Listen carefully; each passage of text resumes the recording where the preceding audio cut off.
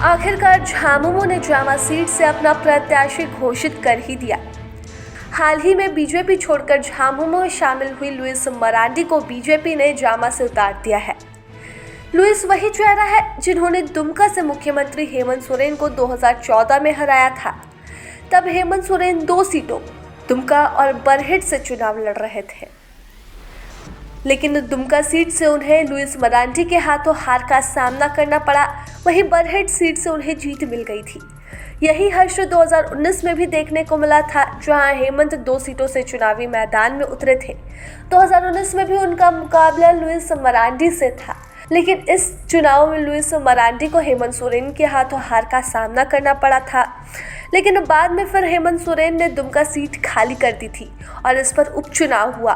उपचुनाव में जेएमएम ने दुमका सीट से बसंत सोरेन को उतारा, लेकिन लुइस मरांडी को इस उपचुनाव में भी हार का सामना करना पड़ा और बसंत सोरेन के हाथों उन्हें हार मिली।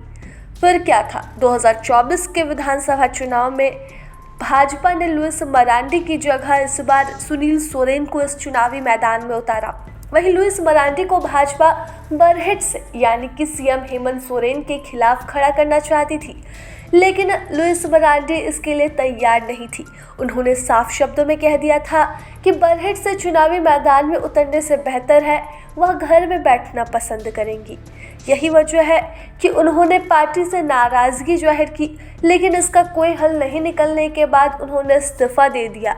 वहीं झामुमो दूसरी तरफ अपना डैमेज कंट्रोल करने में जुटी थी। चंपाई सोरेन के जाने के बाद उन्होंने बीजेपी के बड़े चेहरे लुइस मरांडी को जेएमएम में शामिल कराया।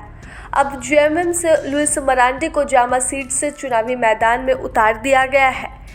लुइस मरांडी हालांकि दुमका सीट से चुनावी मैदान में उतरने के लिए अड़ी रही, लेकिन दुमका से बसंत सोरेन यानी कि हेमंत सोरेन के छोटे भाई जो कि पिछले उपचुनाव में जीत चुके हैं, उन्हें टिकट दिया जा चुका है।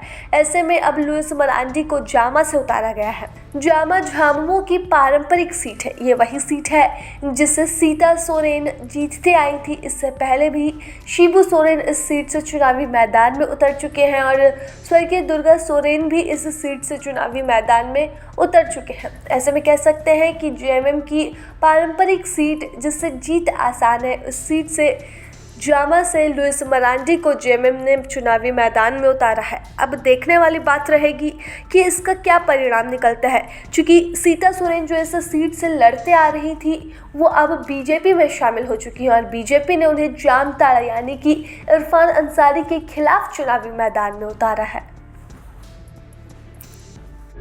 प्रभातखबर.com, विश्वास वही, रफ्तार नहीं।